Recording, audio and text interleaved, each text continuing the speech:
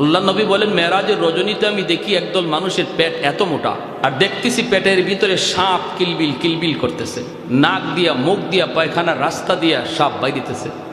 আমি জিব্রাইলকে বললাম, ভাই জিব্রাইল, মান হা উলাই, এরা কারা? জিব্রাইল আমিন বলেন, নবী গো, হুম হুয়া আকালাতুর রিবা, এরা হলো ওই মানুষ যারা দুনিয়াতে সুদ খাইতো, সুদের ব্যবসা করত। মরণের আগে এত বড় হয়েছে পেট, এখন নিয়ে গেছে সিলেট শহরে। ওই সময় নামি দামি ডাক্তার ছিলেন, ডাক্তার খালিক, আব্দুল খালিক ডাক্তার, নামি দামি ডাক্তার ছিলেন, নিরাময় পলিক্লিনিকের মালিক। আজকে নাই উনি। আমার দাদারা বলছেন ঘটনা, আমরা তো আর দেখি নাই। যখন মেশিন লাগাইছে, মেশিন লাগাইয়া খালিক ডাক্তার সব দৌড় দিয়ে বের হয়ে আসছে। তোমরা তার সাথে কে আসছো? বলে আমি আসছি। তাড়াতাড়ি আবার হাসপাতাল থেকে নিয়ে বের হও। কেন স্যার, কি? আমরা আইসি চিকিৎসা লাগি। আমার চিকিৎসা লাগবে না, তার পেটের ভিতরে এমন এক সাপ আমার মেশিনে ধরা পড়ছে, আমি এমন সাপ জীবনও দেখি নাই। এই সাপ বের করা, অপারেশন করা আমার পক্ষে সম্ভব না। তোমরা যেখানে মন চায় সেখানে লইয়া যাও। তারে ভারতের মাদ্রাজ নিয়ে যাওয়া হয়েছে। মাদ্রাজের ডাক্তাররাও বলছে, যেখান থেকে আসছো ওখানে যাও। খালিক ডাক্তার যা বলেছে ঠিক বলেছে, এটা আমাদের পক্ষেও সম্ভব নয়। আল্লাহ যারে ধরে কেউ তারে সারাইতে পারে।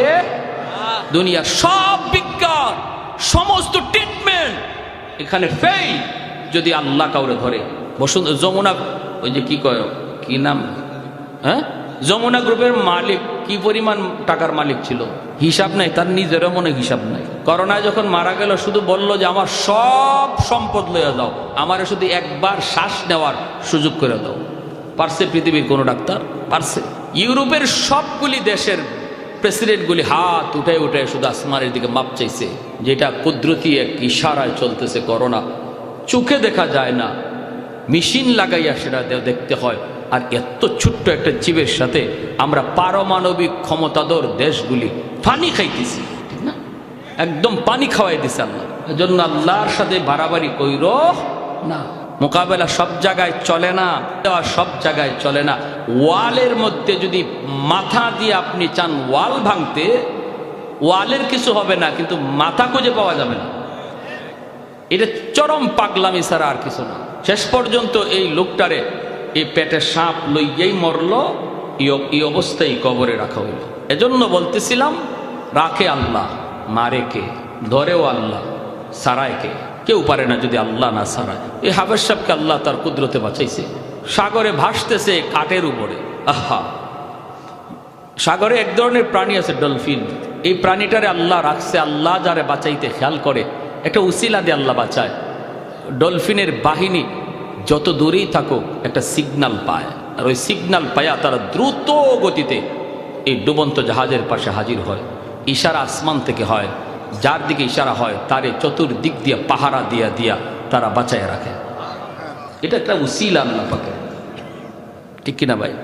মালদ্বীপের জেলেরা সাগরে নামলো, মালদ্বীপের জেলেরা সাগরে নামলো মাছ ধরার জন্য।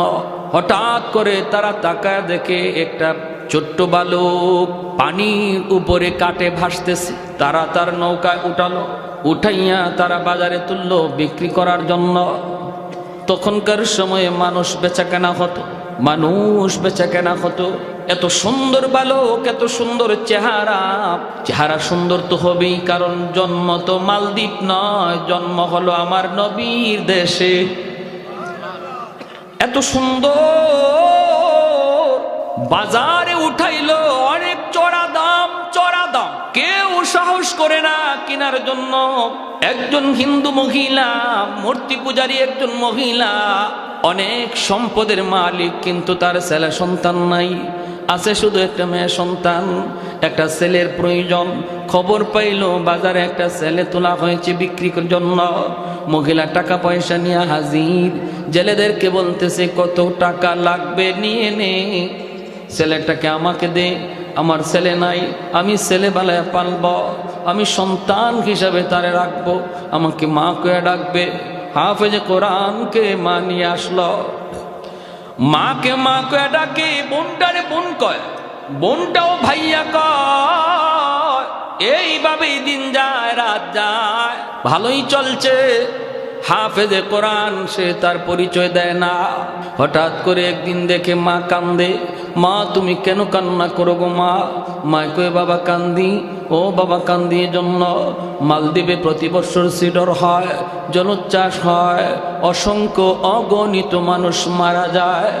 বাদশাহ ফরমান জারি করলো, আমার দেশের জ্যোতিষীরা জ্যোতিষী বিদ্যা পড়ে তোমরা বের করো, গণকেরা গণনা করে বের করো কেন প্রতি বছর একই টাইমে রাত যখন 12টা বাজে মালদ্বীপ থেকে পানি উইঠা জলোচ্ছ্বাস হইয়া শহরের এত ক্ষতি করে, মানুষের প্রাণহানি ঘটে। কারণটা কি? কোন জায়গায় সমস্যা তালাশ করে বের করো।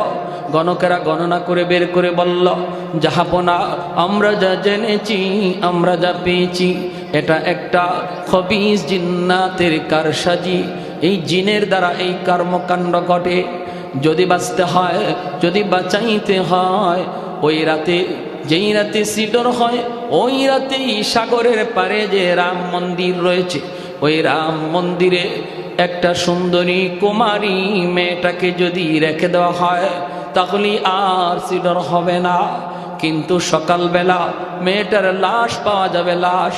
জিন্নাত মেয়েটাকে খেয়ে ফেলবে, তারে মেরে ফেলবে, কিন্তু সিডর থেকে বেঁচে যাবে মানুষজন, বেঁচে যাবে, একজনের জান যাবে, 1000 জনের প্রাণ বাঁচবে।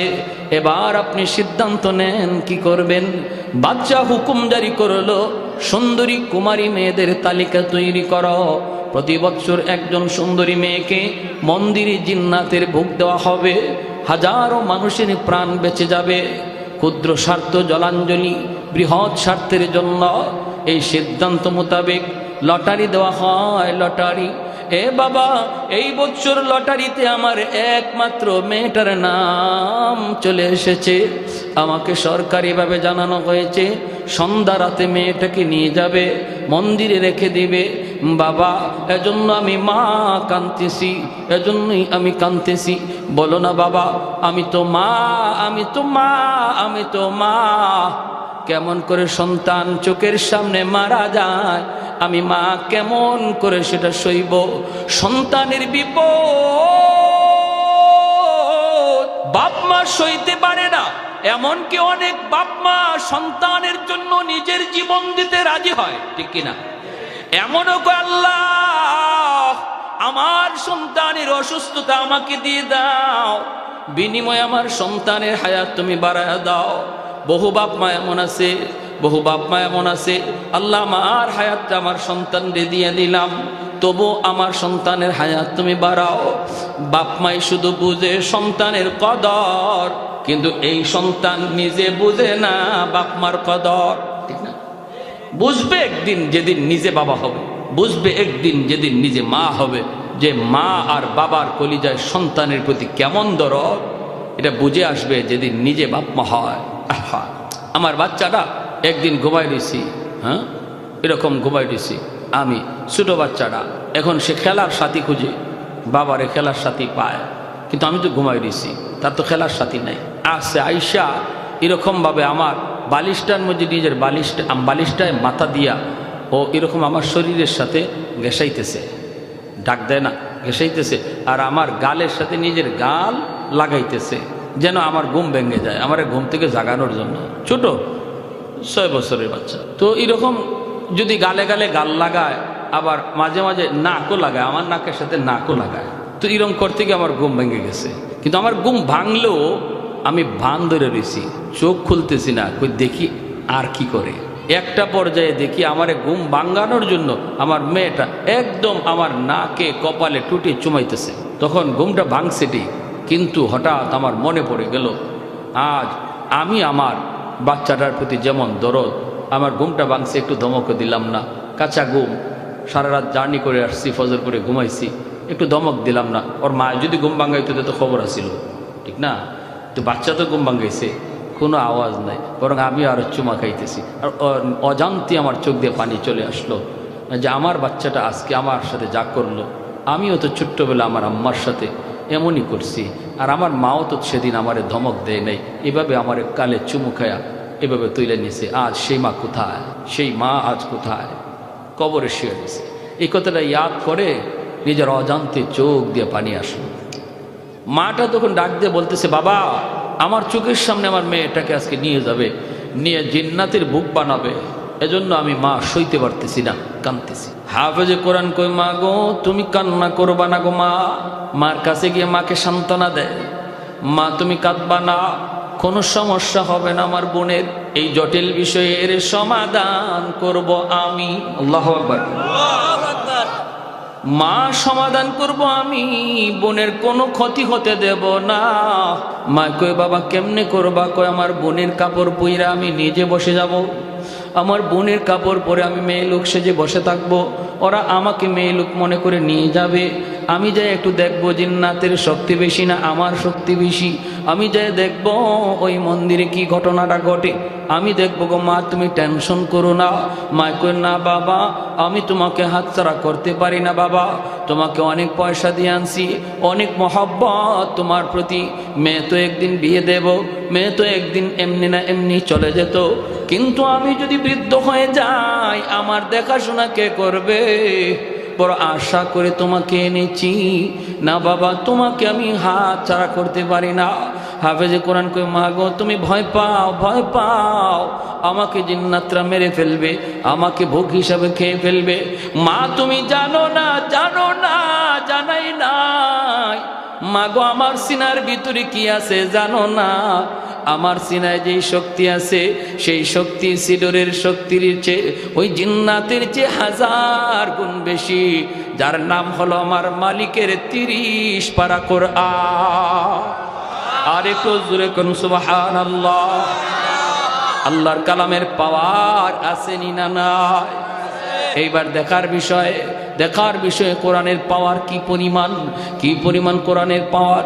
মহিলা মানুষ, সে তো হিন্দু মানুষ, সে তো মূর্তি পূজারি, সে তো আল্লাহ চিনে না, কোরআন চিনে না, কোরআন বোঝেও না, কি বলবে? ময় কয়, বাবা আমি এত কিছু বুঝি না, আমি তোমাকে দিব না। কয়, মা গো টেনশন করো না, বোনটারে নানার বাড়ি পাঠাও, নানির হাতের পিঠা খাইতে দাও, আর বোনের কাপড় আমারে পরাও, বসায় রাখো মেয়ে লোক সাজায়া, আমার দাড়ি নাই মুছ নাই, ওরা বুঝবে না আমি যে ছেলে, আমাকে মেয়ে মনে করে বসায় দাও, ওরা আমাকে নিয়ে যাক গো মা, কোনো টেনশন তুমি করবা না। বোনের জামা কাপড় পরে হাফেজ সাহেব মেয়ে লোক সেজে পালঙে বসা, আর বোন রে নানার বাড়ি পাঠা দিছে। সন্ধ্যাবেলা সরকারি ফৌজ দরজার পাশে আইসে টক টক টক টক নক করেছে। মা দরজা খুলছে, খুললেই দেখে সরকারি ফৌজ, এমনি দিল কাইপে উঠছে। মহিলা যতই সন্তানের ছেলে বুঝাইতেছে, এরপরও তো পুরা একিন তো নাই, কোরআন সম্পর্কে তো বুঝেও না, হ্যাঁ, তাহলে হ্যাঁ কথাটার উপরে 100 একিন আনবে কেমন করে? দেখকেই কয় রাম রাম রাম রাম রাম। হাফেজ সাহেব কই, রাম কইও না, রামে কাম হইব না, কাম যেখানে হইব এখানে আমার কন্টাক্ট হয়ে গেছে। সুবহানাল্লাহ জোরে কোন না? হ্যাঁ, ভগবান কইতে তো দেরি হয় না। নবীর যুগে বাইতুল্লাহ মূর্তি আছিল 360টা, এই 360 মূর্তি এখন 33 কোটি হইল কেমনি? হ্যাঁ, এটা হইছে এমনি অদ্ভুত কিছু দেখলেই ভগবান। গরু ভগবান কেন? দুধ দেয়, অথচ উলান কাটলে দুধ পাওয়া যায় না, ঠিক না? কতে ভগবান। বটগাছ কয়টাও ভগবান। কেন? কয় বয়স 200 বছর, এজন্য হয়েছে নি কাম। গঙ্গা কয় এটাও ভগবান, কবে থেকে শুরু হয়েছে এখনো পর্যন্ত চলতেছে, তো এটাই ভগবান। তুলসী গাছ কয় এটা পাতা খাইলে কাশ ভালো হয়, তো ভগবান অন্য। উসমান হারুনি আল্লাহর এক বহুত বড় বলি, খাজা মঈনুদ্দিন চিশতি রহমতুল্লাহি আলাইহি উস্তাদ খাদেম নিয়ে রওনা দিয়েছেন শীতের রাত। অসুবিধা হইতেছে আপনাদের? শীতের রাত রওনা দিচ্ছেন, উনি অজু করবেন, খাদেমরে বলতেছেন বাবা একটু দেখো তো আগুন নি পাও, আমি পানিটা গরম করব। তো খাদেম যায় পায়া গেল কিছু মানুষকে আগুনের পূজা করে, আগুন জ্বালাইছে, আগুনের পূজা করে চতুর্দিকে উলু উলু উলু উলু দিতেছে, কারণ এর আগুন ভগবান কয়। যায় কই ভাই একটু আগুন দিবানি? কয় কেন? আমার হুজুরে অজুর পানি গরম করবে। ওরা কয় কি কও তুমি? আমরা আগুনের পূজা করি, আগুন ভগবান, এটা কোনো মুসলমানরে দেওয়া যাবে না, ভাগো ভাগো। ও চলে আসছে, হুজুর আগুন তো পাইছি কিন্তু দিবে না। কেন?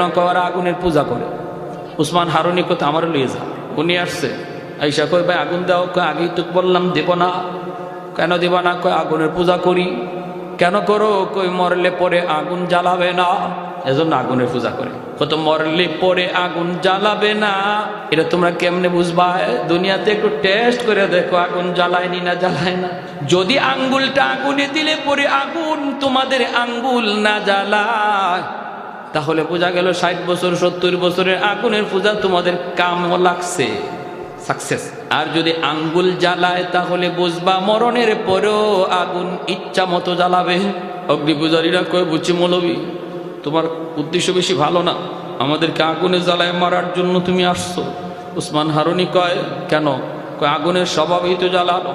উসমান হারুনি কয়, আগুনের স্বভাব জ্বালানো নয়, আগুনের স্বভাবটাই যদি জ্বালানো হতো, ইব্রাহিম খলিলুল্লাহকে কেন আগুন জ্বালাইল না?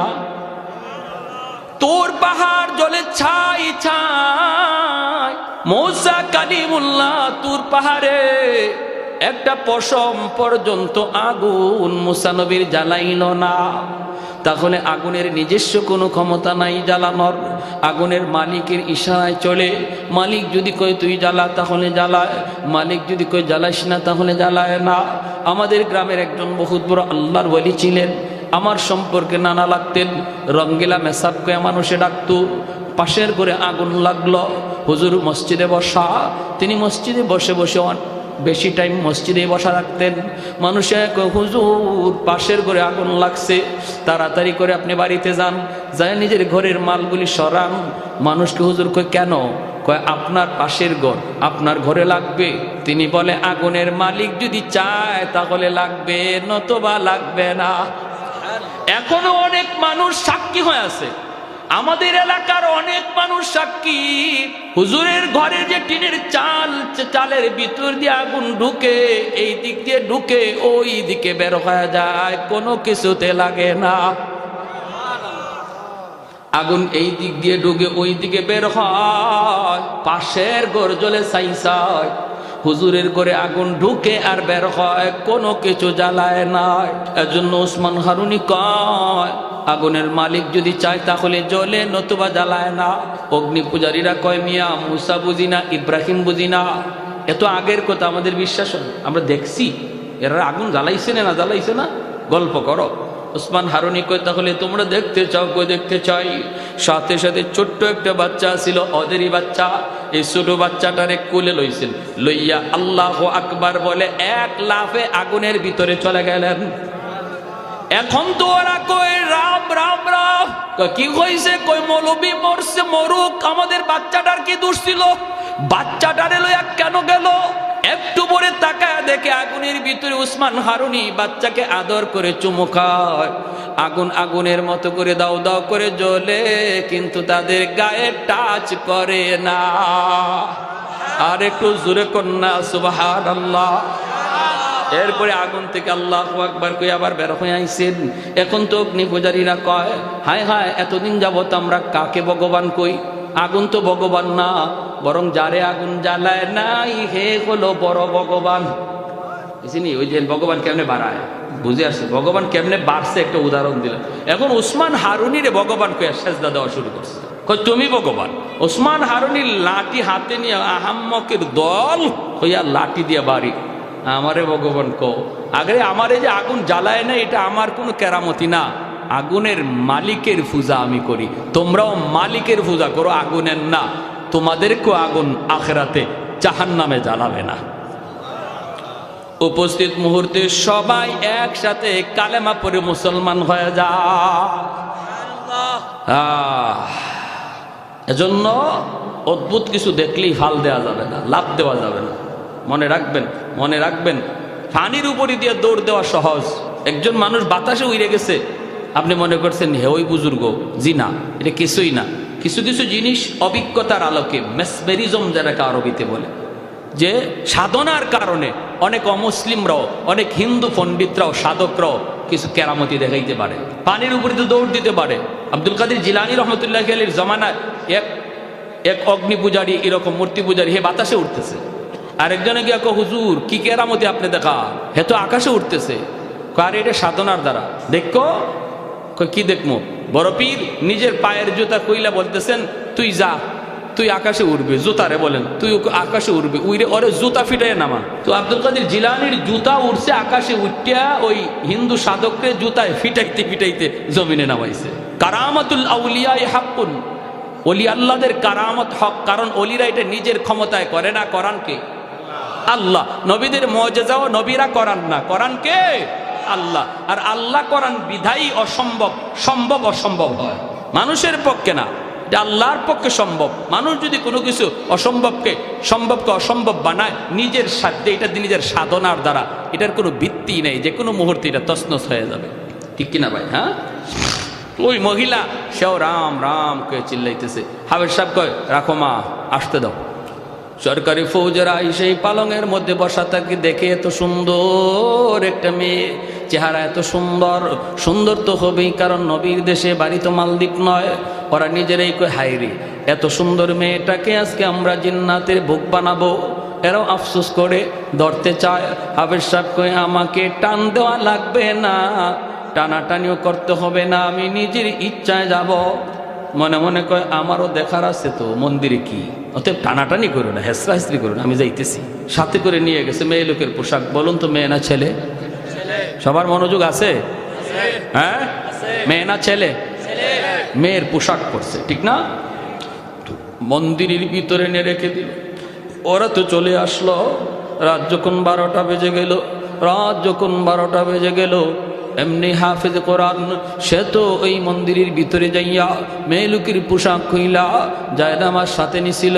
মন্দিরের ভিতরেই জায়নামাজ বিছাইয়া আল্লাহর কুদরতি কদমে সাজদা দিয়া কানতে শুরু করলো, আর বলল মালিক আজ প্রমাণ হবে জিন্নাতের ক্ষমতা বেশি নাকি তোমার কালামের ক্ষমতা বেশি।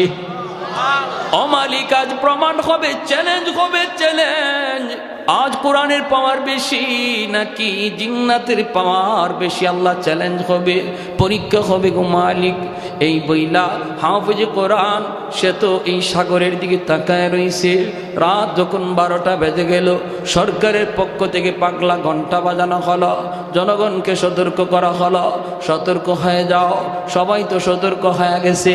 ওই অবস্থায় সে সাগরের দিকে তাকায়, তাকায় দেখে পানিটা অনেক সাগরের মতো, পাহাড়ের মতো উঁচু হইয়া বিশাল বিদ্রুপ আকার রূপ নিয়ে আসে, মালদ্বীপের দিকে আসতেছে। ওই অবস্থায় হাফেজে কোরআন কয় মালিক আমি তো তোমার কালাম থেকে সূরা ইয়াসিন তেলাওয়াত করব, আজকে প্রমাণ হবে ইয়াসিনের পাওয়ার বেশি নাকি পানির পাওয়ার বেশি। আল্লাহু আকবার।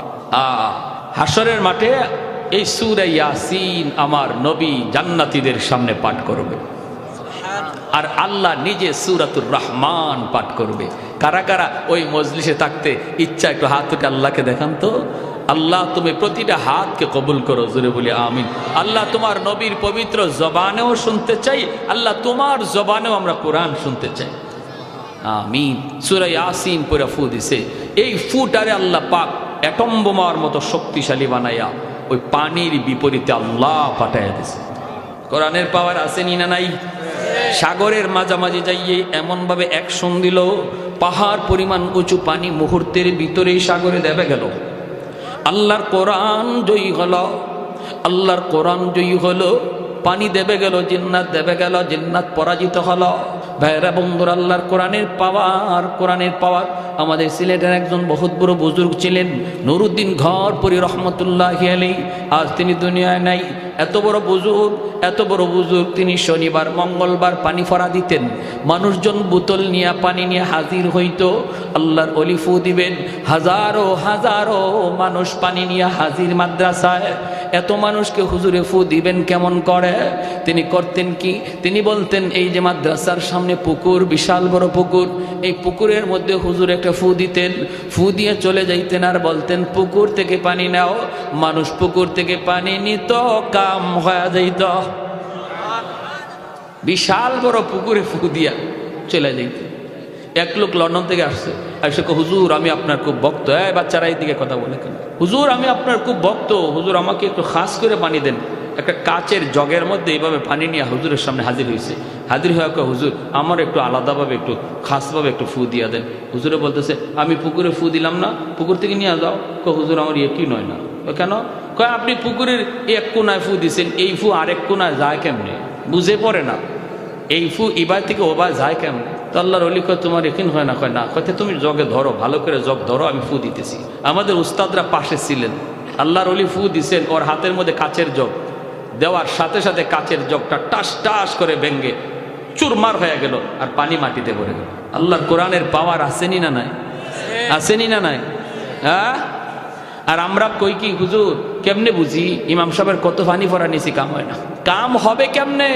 যেই যুগে হুজুরদের পানি পড়া কাম হতো, এই যুগে মুসলমানের ঘরে রহমতের দরজা খোলা ছিল।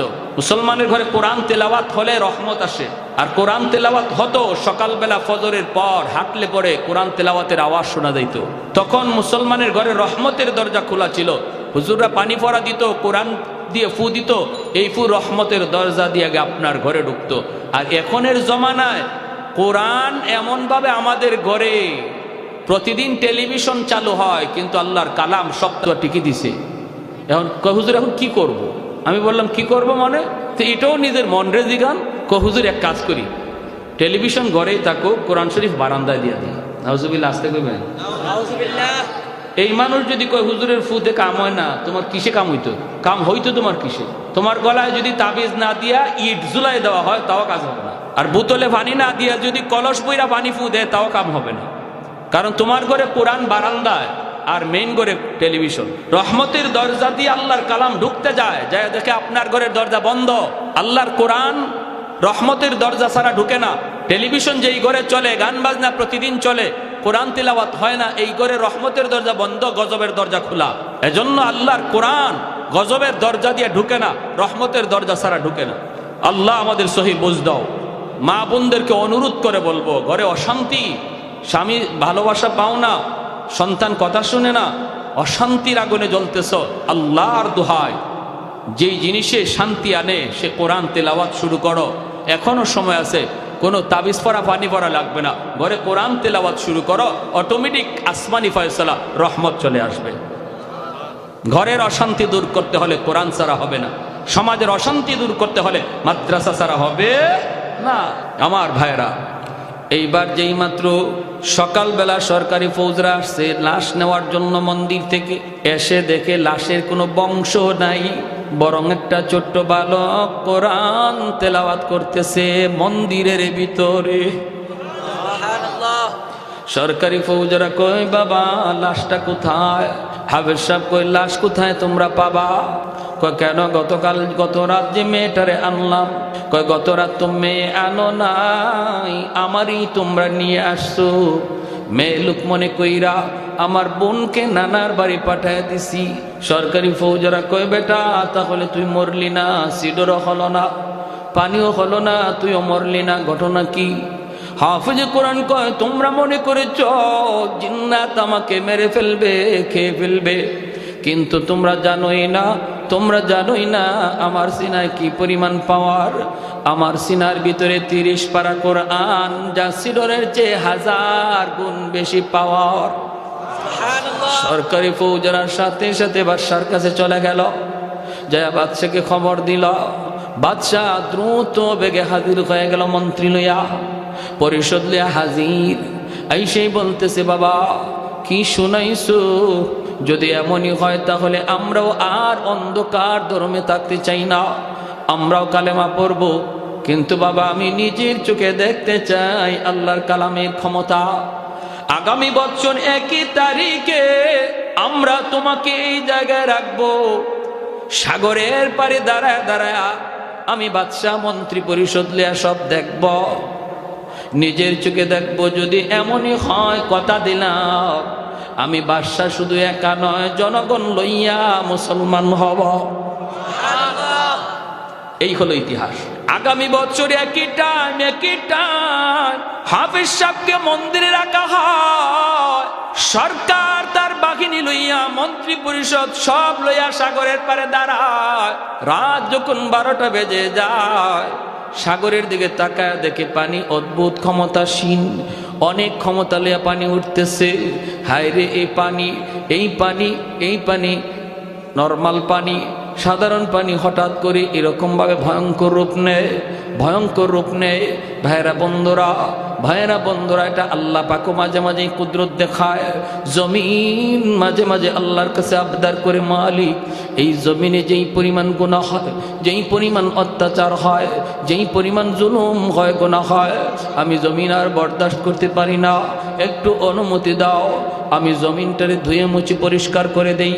এমনিভাবে আকাশ কয়, মালিক আর সইতে পারি না, আমি আকাশ ভেঙ্গে পড়ি। জমিন কয়, আমি গিলে ফেলি। আবতালিউ ইবনা আদম ফি কারি লিআন্নাহুম ইয়ারযুকু বিরিজকিকা ওয়া ইয়াসিকা ওয়া ইয়াতাকাল্লামু বিলিসানিকা ওয়া ইয়াসিকা ওয়া ইয়ারজুলু বিরিজলিকা ওয়া ইয়াসিকা আসবিরু ইলা মাতা আসবিরু। জমিন কয়, আর কত আমি ধৈর্য ধরব? ও মালিক, কক্সবাজার সৈকত, পৃথিবীর বিভিন্ন সৈকতে যাইয়া যে অপরাধ হয়, যে গুনাহ হয়, সাগর ডাক দিয়া কয়, আল্লাহ আর সহ্য হয় না, আর সহ্য হয় না, একটু সুযোগ দাও, সবগুলিরে একদম আমি সাগরের পেটে নিয়ে আসি। আল্লাহ পাক ধমক দিয়া কয়, জমিন থাম থাম, আমার আর আমার বান্দাদের মাঝখানে তুমি নাক গলাইতে আসবা না, কারণ আমার বান্দার ভিতরে তুমি নাক গলাইতে আসবা না। এই জমিনের ভিতরে এখনো 4 দল মানুষ আছে, 4টা শ্রেণী আছে। লাউলা মাশাইখু রুক্কা ওয়াশ শাবাবু খুশা ওয়াল আতফালু রুদ্দা ওয়াল আনআমু রুদ্দা লাজআলতুস সামাআ হাদিদা ওয়াল আরদা খাফসাফা ওয়াত তুরাবা রামাদা ওয়ামা আনজালতু মিনাস সামাই কাতরা ওয়ামা আনবাততু মিনাল আরদি নাবাতা বাল আনজালতু আলাইকুমুল আযাবা সাব্বা। রব্বুল আলামিন কয়, এখনো জমিনের ভিতরে এমন কিছু আমার বৃত্ত বান্দাবান্দি রয়েছে, চুল দাড়ি তাদের সাদা হয়ে গেছে, কোমরে তার ব্যথা, হাঁটুতে তার ব্যথা, নামাজে দাঁড়াইতে গেলে দাঁড়াইতে পারে না, মসজিদে যাইতে চাইলে যাইতে পারে না, এরপরও কষ্ট করে করে আমাকে রুকু দেয়, সেজদা দেয়। ওই বৃদ্ধ বান্দাবান্দির সেজদার দিকে তাকাইলে এই জমিনের প্রতি আমি আল্লাহর মায়া লেগে যায়।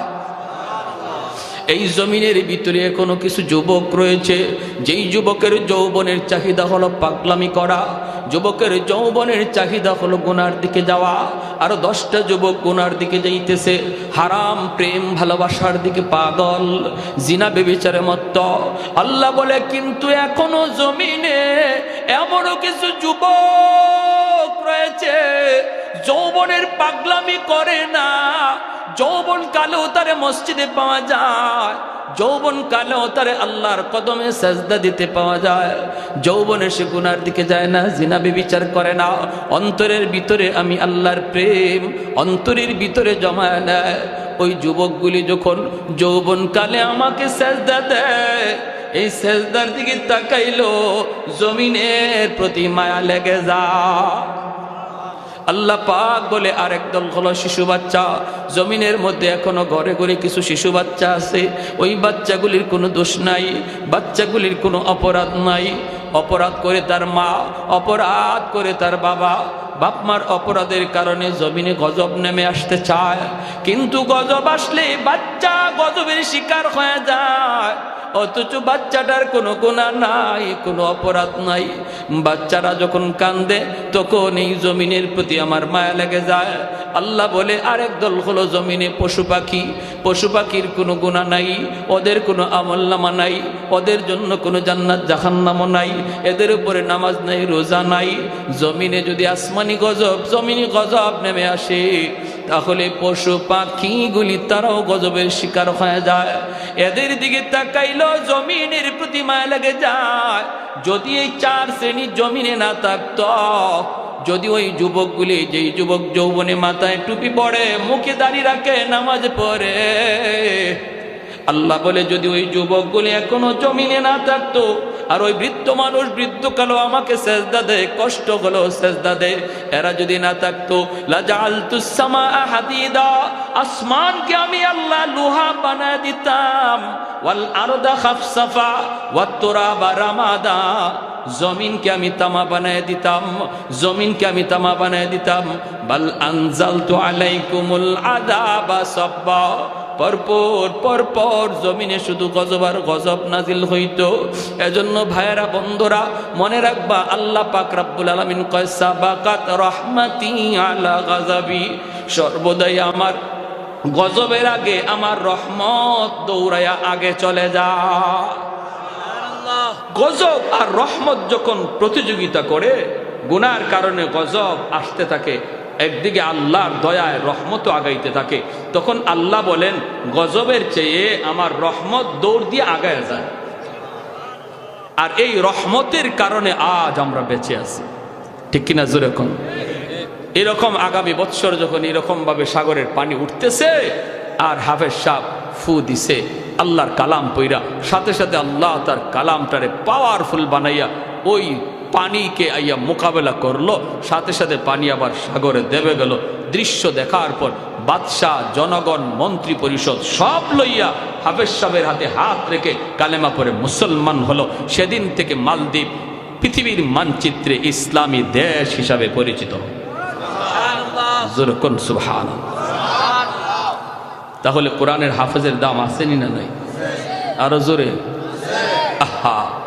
যদি শিশুটারে শিশুকালে আপনি কোরআন না শিখান, মাদ্রাসায় না পড়ান, এই ছেলে মনে রাখবেন আপনার কবরের পাশ দিয়া গান গায়ে গায়ে চলে যাবে বন্ধুদের নিয়ে। তখন কবরে শুয়া বাবা কষ্ট পাবে, মার কষ্ট পাবে। আর যদি সন্তানটারে তুমি মাদ্রাসায় পড়াও, সন্তানটারে হাফেজ বানাও, আলেম বানাও, সন্তান বাবার কবরটা দেখলেই দূর থেকেই চোখে পানি আসবে। আল্লাহর কোরআনের ইয়াসিন পড়তে পড়তে কবরের পাশে হাজির হবে, আল্লাহ কবরের আযাব সাথে সাথে বন্ধ করে দেবে। আমার সন্তান কবরের পাশে গান গাবে নাকি তিলাওয়াত করবে, সিদ্ধান্ত নেবে মা, সিদ্ধান্ত নেবে বাবা। বাপ মার সিদ্ধান্ত যদি সঠিক হয় তাহলে সন্তান কবরের পাশে ইয়াসিন পড়বে, আর যদি সিদ্ধান্ত রং হয় কবরের পাশে গান গেয়ে চলে যাবে, ঠিক কিনা জোরে কোন? প্যারে হাজিরিন, এজন্য বলি সন্তান যাদেরকে আল্লাহ দিছে আপনারা শুকরিয়া আদায় করেন আর সন্তানের হক আদায় করেন, নতুবা এই সন্তান আল্লাহর দরবারে বাপমার বিরুদ্ধে নালিশ দিবে, নালিশ, বাপমার বিরুদ্ধে মামলা দিবে, মামলা। আর এই মামলা থেকে বাঁচার কোনো পথ নাই। একটু জিকির করি, লা ইলাহা ইল্লাল্লাহ, জুরে লা ইলাহা ইল্লাল্লাহ। শেষ দিয়ে দিই,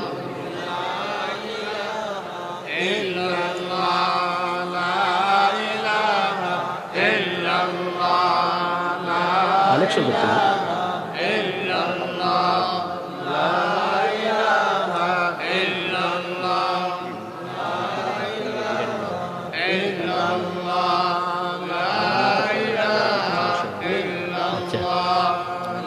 কষ্ট করে নতুন কাজ করছে। লা ইলাহা ইল্লাল্লাহু মুহাম্মাদুর রাসূলুল্লাহ, জুড়ে বলি সাল্লাল্লাহু আলাইহি ওয়াসাল্লাম। হাসরের মাঠে আল্লাহ হাসরবাসীর সামনে একটা ঘোষণা দিবে, আল্লাহ নিজে একটা ঘোষণা দিবে। ঘোষণাটা কি? ইয়া মাশারাল উলামা তামাইয়াজু বাইনাহুম, আল্লাহ বলবে ও কোরআনওয়ালারা তোমরা হাসরবাসী মানুষ থেকে আলাদা হয়ে যাও। সুবহানাল্লাহ, জোরে কর। আল্লাহ বলবে ও কোরআনওয়ালারা হাসরবাসী মানুষ থেকে তোমরা আলাদা হয়ে যাও। সাধারণ মানুষ থেকে কোরআনওয়ালারা আলাদা হয়ে যাবে। আল্লাহ পর্দার ভিতরে আলেমদেরকে নিয়ে আসবে। পর্দার ভিতরে আইনা আল্লাহ কি বলবে? আল্লাহ বলবে ইন্নী লাম আগাফিকুম ইলমি লিউআযিবাকুম, আমি তোমাদের সিনায় কোরআন দিয়েছিলাম জাহান্নামের আগুনে জ্বালানোর জন্য নয়। বলো তুমি এই অন্যায়টা কেন করেছ? বলো তুমি এই গুনাহটা কেন করেছ? তখন আলেম পর্দার ভিতরে কইব আল্লাহ গুনাহ হয়ে গেছে, আল্লাহ তোমার কোরআনের ইজ্জতের খাতিরে মাপ চাই। রব্বুল আলামিন পর্দার ভিতরে বলবে যাও যাও, যেই সিনা আমি কোরআন দেই এই সিনা জাহান্নামের আগুনে জ্বলে না, যেই সিনায় কোরআন থাকে ওই সিনাকে জাহান্নামের আগুনে জ্বালায় না। কোরআনের ইজ্জতের খাতিরে মাফ করে দিলাম। ওয়ালা উবালি ওয়ালা উবালি, আমি আল্লাহ কারো কোনো পরোয়া করলাম না, কারো কোনো পরোয়া করলাম না, মাফ করে দিলাম। এজন্য উলামায়ে কেরামের ভুল হাসরবাসী মানুষ দেখবেও না, শুনবেও না।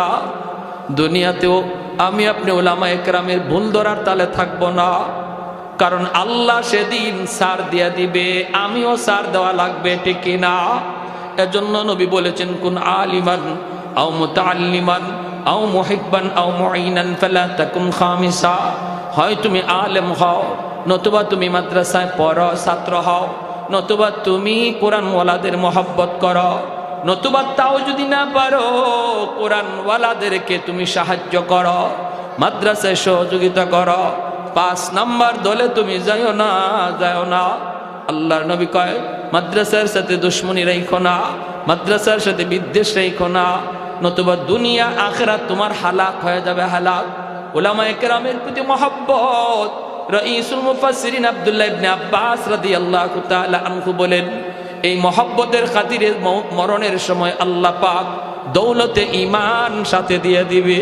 আর যদি কেউ বিদ্বেষ রাখে, রে যুবক, যদি বিদ্বেষ রাখে, মাদ্রাসার সাথে যদি কারো কোনো দুশ্মনী থাকে, সে যত বড় হাজী হোক, যত বড় নামাজি হোক, রাইসুল মুফাসসিরিন যিনি এই উম্মতের ভিতরে সবচেয়ে বেশি আল্লাহর কোরআনকে বুঝছেন, তিনি বলেন মৌতের সময় তার ঈমান সাথে যাবে না, বেঈমান হয়ে মরবে।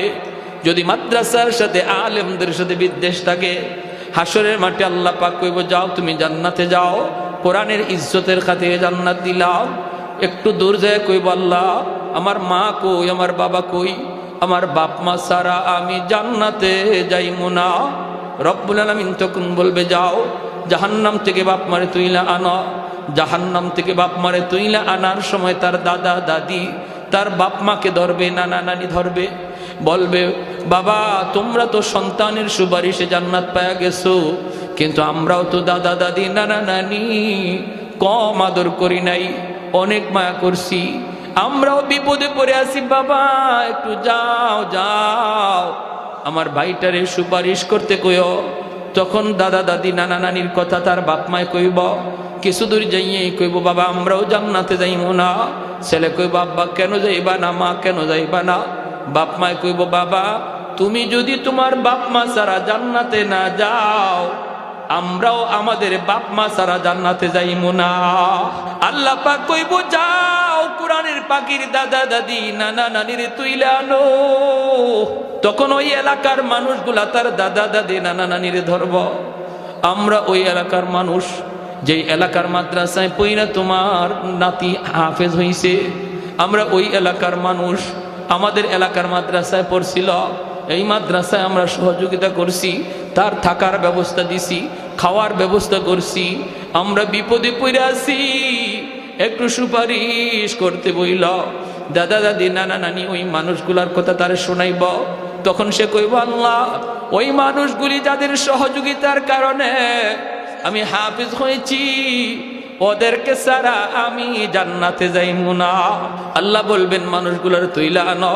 হাদিস শরীফে নবী বলেন, মাঝখান দিয়া হাফেজ সাহেব ছাড়া হবে, আর কিছু মানুষ চিনবে আর বলবে, হুজুর আপনি আমারে চিনছেননি, আনাল্লাযী সাকাইতুকা মাআ, আমি আপনাকে 1 গ্লাস পানি পান করাইছিলাম। আরেকজনে কইব, হুজুর আপনি আমারে চিনছেননি, আনাল্লাযী ওয়াহাবতু লাকা ওযুআ, আমি আপনাকে 1 বদনা ওযুর পানি দিছিলাম। মুহাদ্দিসিনে কেরাম বলেন, নবীজি এই 2 কথা বইলা শুধু 2 কথা সীমাবদ্ধ রাখেন নাই, এমনকি 1 গ্লাস পানি খাওয়াইও যারা সহযোগিতা করছিল, সেও সেদিন এই কথাটা বলবে। যারা 1000 টাকা দিছে, যারা চাউল দিছে, যারা মাদ্রাসা বিল্ডিং করে দিছে, এদের কথা তো আছেই। ছোট্ট থেকে ছোট্ট সহযোগিতাও যে করছিল 500 টাকা দিয়া, সেও সেই দিন ওই কথাটা বলবে। আল্লাহ পাক রব্বুল আলামিন তখন ফেরেশতাদেরকে বলবে, আমার কোরআনের পাখিরে যতজনে চিনে আর সে যতজনকে চিনতেছে সবাইকে সহ বরযাত্রীর মতো জান্নাতে ঢুকায়া দাও।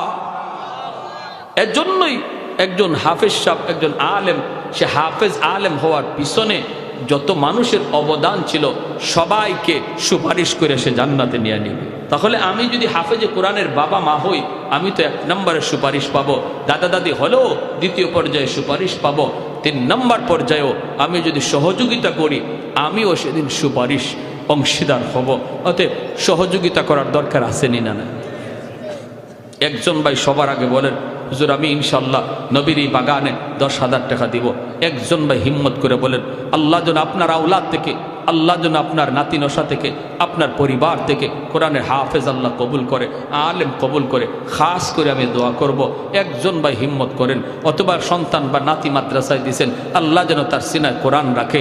এই নিয়ত কইরা দিলটারে নরম কইরা নবীর বাগানে 10,000 টাকা কে সবার আগে দিবেন, যিনি সবার আগে দিবেন এরপরে যতজন বলবে আল্লাহ সমান সব আপনারাও দিবে, কারণ আপনার কারণে সবাই উৎসাহ পাইছে। আমার ভাই, নবীর ঘরে দিলে নবীর রওজায় আল্লাহ নগদ খবর পৌঁছায়, আল্লাহর ঘরে দিলে আল্লাহ খুশি হয়, নবীর ঘরে দিলে নবী খুশি হয়, ঠিক কিনা ভাই? এজন্য একজন ভাই সবার আগে হিম্মত করে বলেন, হুজুর আমি ইনশাল্লাহ 10,000 টাকা দিব। একজন ভাই, আল্লাহ তুমি কবুল করো। একজনও উঠবেন না, সবাই একটু শুধু দিল থেকে দোয়া করেন। মাদ্রাসা